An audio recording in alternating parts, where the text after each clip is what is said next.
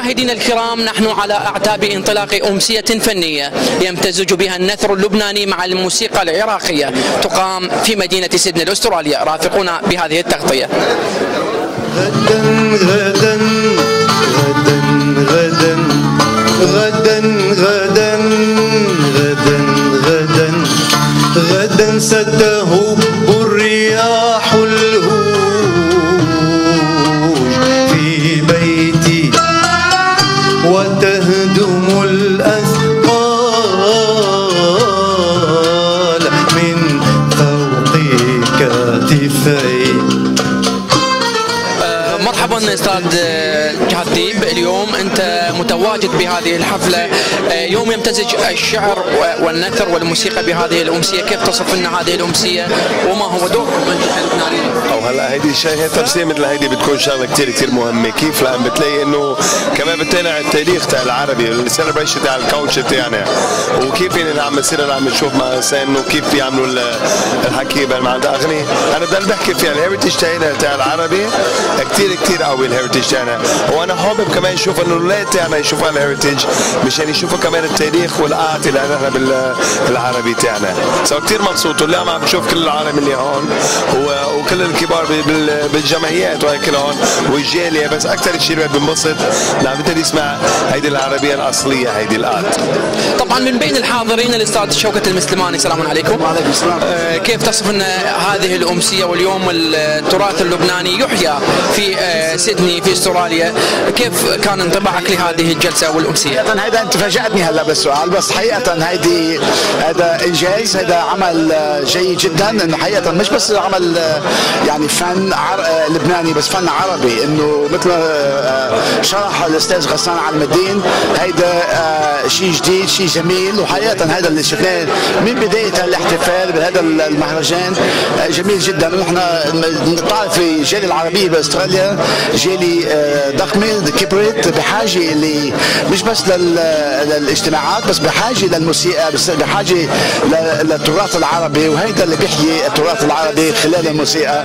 وان شاء الله نسمع موسيقى اكثر، يعني من اسمهان لشاديه لعبد الحليم لفيروز، للكل، لتخلي حقيقه الجاليه العربيه تعتز انه مش بس في يعني فنانين، بس في فنانين بيرفعوا راسنا بالغرب وباستراليا وحول العالم كله. هل كنت عاشقتي؟ هل كنت عاشقتي أم كنت عاصفة؟ أم كنت عاصفة وأنا غريب الدار في وطني؟ أنا غريب الدار في وطني، أنا غريب الدار، غريب الدار. اليوم سيد الإعلامي دكتور العوادي صاحب مؤسسة سواق، اليوم يمتزج النثر والموسيقى والموسيقار المايسترو، عندنا المايسترو العراقي يوم قاد هذه الأمسية، كيف تصف لنا هذه الأمسية الموسيقية وما هو انطباعك؟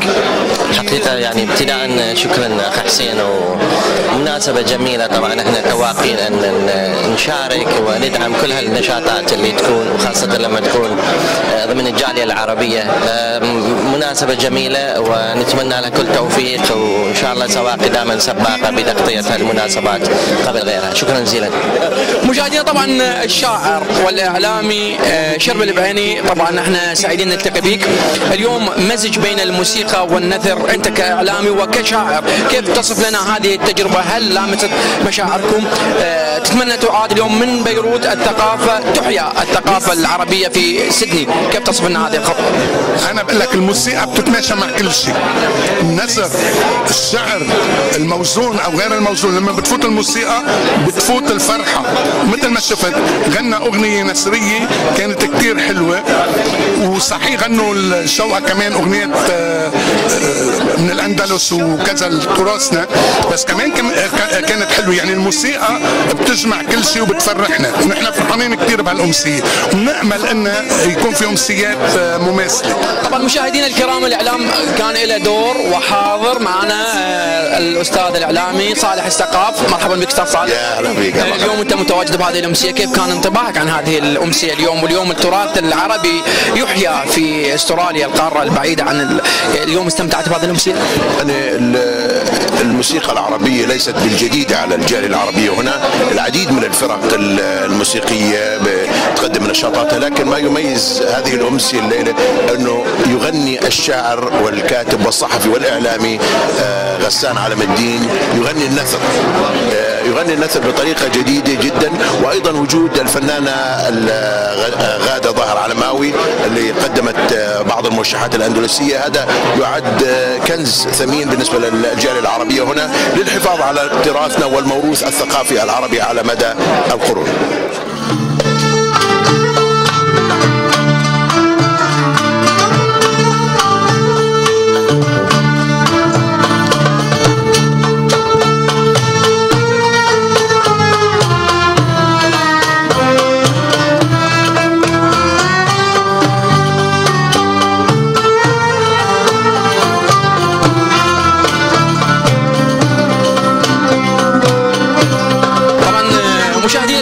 المايسترو العراقي اللي قاد هذه الأمسية، نرحب بك استاذ عماد ومبروك. اليوم كنتم على يعني لامستم المشاعر، اليوم كنتوا حساسين، اليوم مزجتوا الموسيقى مع النثر، اليوم ظهرتوا شيء جديد. نتمنى انه تتواصلون. شنو انطباعك عن هذه الخطوه اليوم انت تشارك اللبناني غسان علم الدين بهذه الأمسية؟ طبعا اهلا وسهلا بكم واستضافتكم للحضور ونقلكم يجوز للحفل، مشكورين عليه. المبادرة عراقية لبنانية، الفرقة هي عراقية،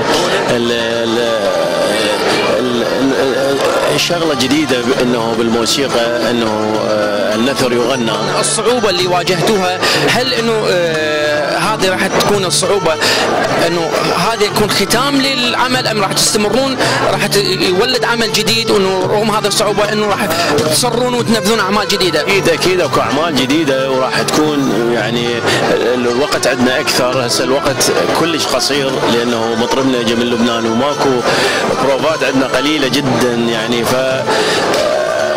الوقت ضايقنا جدا. ان شاء الله بالمستقبل راح تكون افضل واحسن واوسع، يعني اوسع شعر وموسيقى.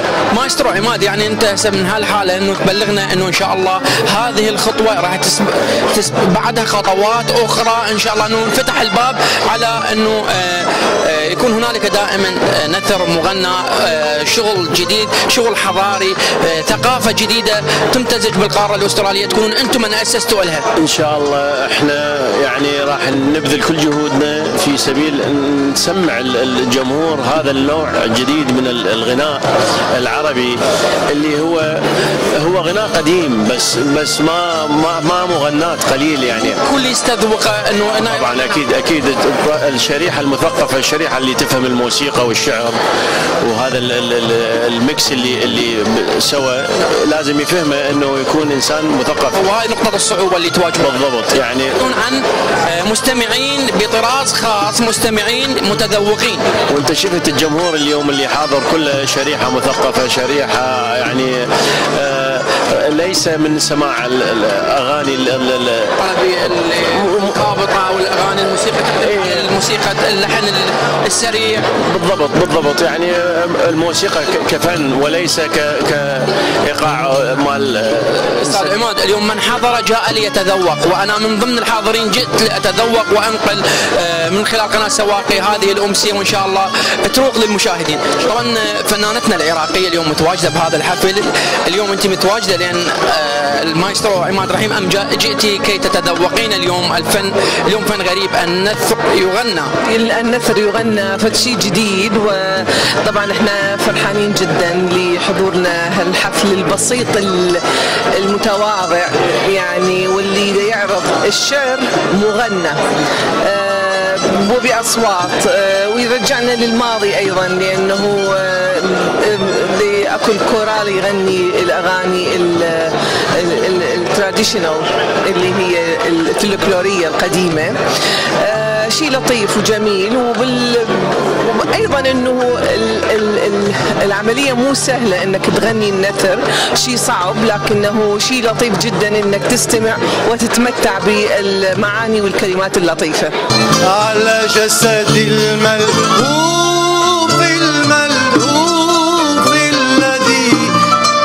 الذي ينبري في حصيد الغياب أخوانا وزنبق أخوانا وزنبق أخوانا وزنبق.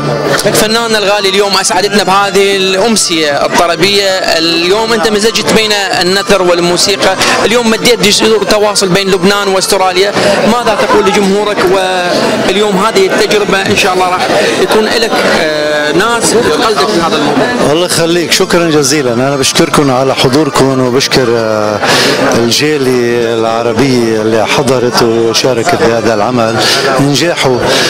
انا بتمنى انه يكون هذا العمل له صدى، رغم انه انا مع تحفظي على انه هذا العمل بده شغل كثير وبده تعب كثير، وكنا نتمنى يكون بالصوره الاعمق والاشمل، لكن ظروف خارجه عن ارادتنا دفعتنا الى انه نقدمه بهالسرعه هيدي، وآمل انه يكون الى حد معقول، ما بدي بالغ اكثر. نعم استاذ غسان، الان اليوم احنا نلاحظ انك تخاطب طبقه من الجاليه، انه الجاليه المثقفه، طبقه الشعراء الفنانين المثقفين، كيف هل ستعتقد انه راح تكون لك جمهور وهذا اللون يتذوق الجمهور عامه؟ هلا هو بالنهايه انا بقول انه كل الفنون مهما كانت بنظر الجمهور او السواد الاعظم من الناس يعني انه بعويصه او صعبه على الفهم، لكن هناك يعني سيكون جمهور يتذوقها، ولا شك انه الاعمال الهادفه واللي تحمل كلمه ذات ابعاد اعلى الى حد ما من المطروح في الساحه السهل من الاعمال، يعني انه تحتاج الى وقت لكي تفسح المجال لنفسها. استاذ غسان، الفرقه المايسترو اليوم والفرقه اللي عزفت معك فرقه عراقيه، كيف كان التواصل وكيف كان الانسجام؟ هن الاخوه العراقيين دائما معوديننا على الابداع، يعني ونحن متعودين على العراق دائما وبكل موضوعيه، بقول انه يعني عنده الابداع بكل اشكاله وكل الوانه. الشباب اللي عزفوا كلنا رائعين، الاستاذ عماد رحيم صديقي وحبيبي، بتمنى انه يكون لنا اعمال قادمه. القاره الاستراليه ولبنان بعد المسافه، اليوم انت تزرع ورده في حديقه الجاليه، اليوم انت اعطيت عطر للجاليه اللبنانيه والعربيه ان تستمتع بهذا الفن. حبيبي الله يخليك، تسلم لي، شكرا جزيلا. ان شاء الله يعني نطمح الى ذلك، في شيء بالطريق عم نشتغل عليه يكون شوي اكثر، يعني شو بدي اقول، اكثر عمقا واكثر يعني شغل من اللي قدمناه.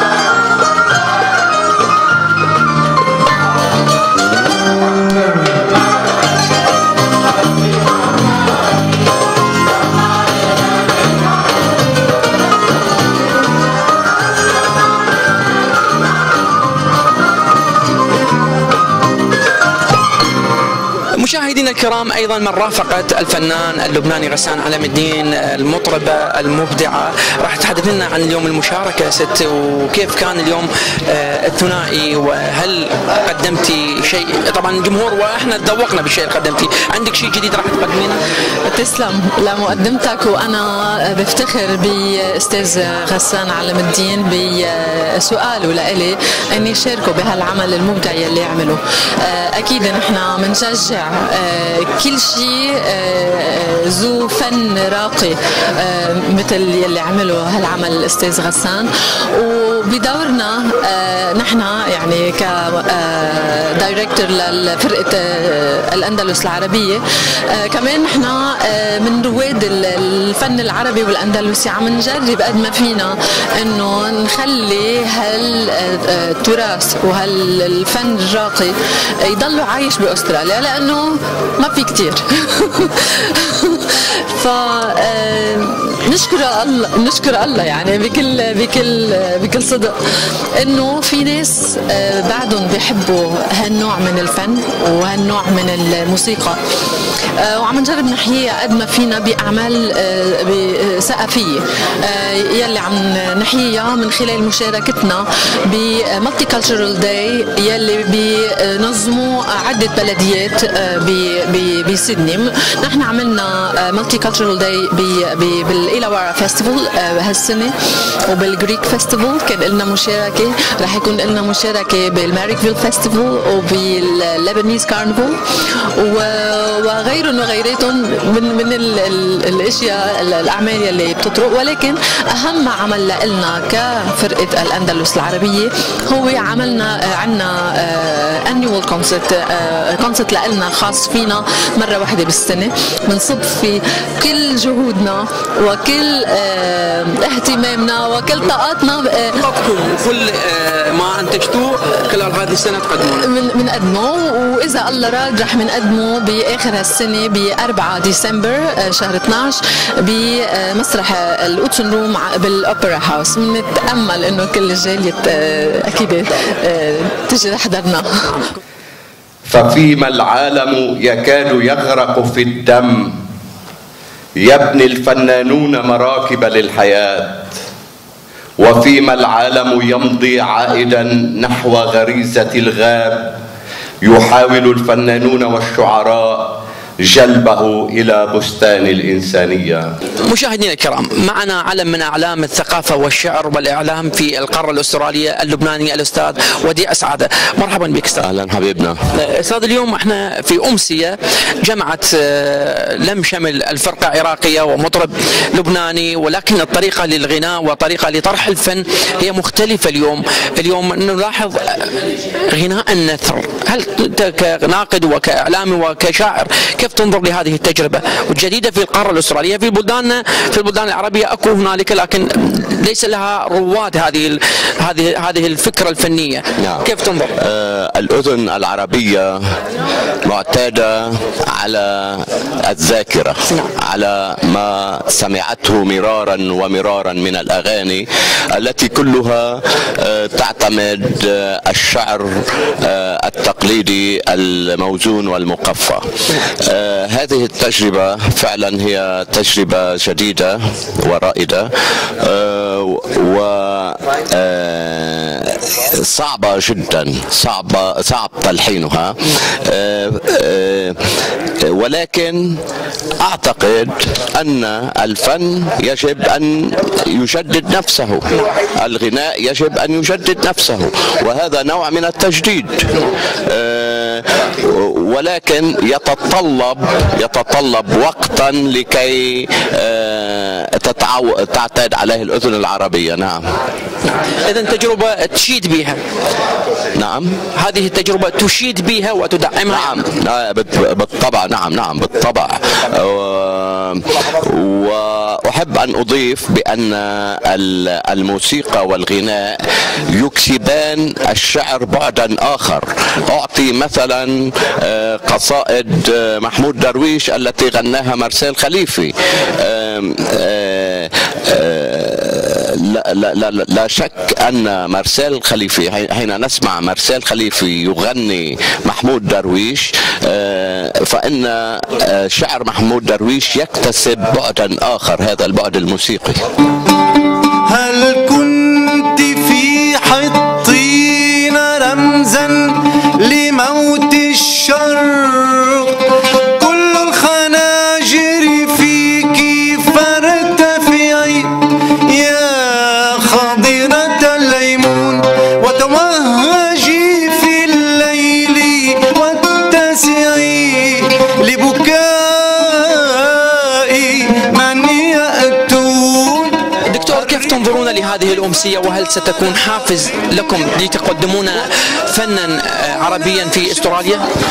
في الحقيقة يمكن أن تسمى هذه الأمسية هي قطرة في صحراء غربتنا نحن الجالية العربية من مختلف مشاربها في هذه البلاد الواسعة. بالتأكيد هذه السهرة وهذه الأغاني وهذه القصائد التي تذكرنا بماضينا العريق وبلغتنا العريقة نتمنى أن تتكرر، ونتمنى أن نقوم نحن بدورنا من خلال الجهد الفردي أو من خلال الجهد الجماعي عبر المنظمات المجتمعية في تقديم ما هو أفضل لأبناء الجالية. طبعا معنا المربية الفاضلة والإعلامية في استراليا، كيف تنظرين لهذه الأمسية من ناحية الفن وإحياء التراث العربي؟ هلا نحن باستراليا بلد الاغتراب، بحاجه كثير لهالمناسبات التراثيه اللي تعبر عن ثقافتنا العربيه، ونحن مشكورين للفنان غسان معلم الدين لانه بدا هالخطوات يقدمها، كمان قدمها قبل الفنان اسماعيل فاضل وبعض الفنانين عم يحاولوا هالتجربه، بس المشكله ما في اسا تشجيع كثير لهيك مناسبات، يعني بدنا كثير ناس يتقبلوا هالشيء ويرجعوا التراث والحضاري القديم اللي حيذكرهم بعاداتهم وتقاليدهم وتراثهم القديم. يا أيها البلد البعيد، يا أيها البلد البعيد، هل ضاع حبي في البريد؟ لا قبلة المطاط تأتينا ولا صدأ الحديد، كل البلاد بلادنا ونصيبنا منها بريد.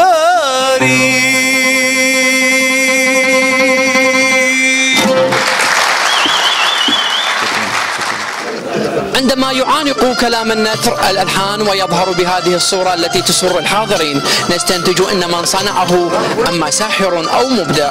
مشاهدي قناة سواقي، انتهت تغطيتنا لهذه الأمسية، انتظرونا بتغطيات أخرى.